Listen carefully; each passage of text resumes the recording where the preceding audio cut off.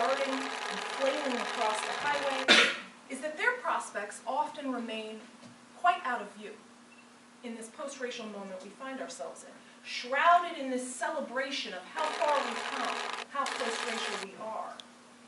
Without diminishing the civil rights victories, after all, they led to the reason I'm here.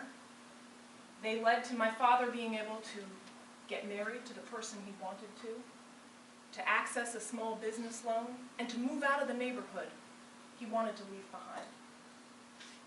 Without diminishing those victories, though, racial equality often means what my spouse Chris LeBron has called the triumph of acceptable minimums, or what Lonnie Guinier, who you'll hear from later today, has called formal equality and nothing more. And I don't say that lightly. Yet my aim in bringing us all here today is not to bemoan how broad that highway is, how far we have to go, or how little we've come. Nor is it to celebrate how nicely paved it is today. That is a sort of weary debate. My aim in bringing us here is simple: to explore the prospects and dimensions of minority flourishing in the United States, so that we can embark on a project of American democracy and equality that reaches beyond those formal protections that were bequeathed to us by the Civil Rights Act, the Voting Rights Act, the Fair Housing Act, and others.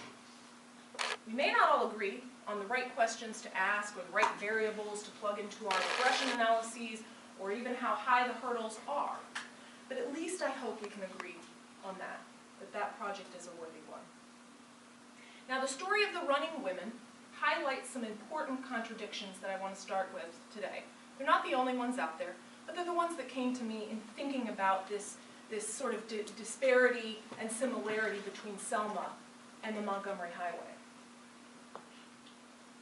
Marginality has for certain evolved. We're at a moment of both sustained, impressive cultural progress, and yet yawning substantive gaps.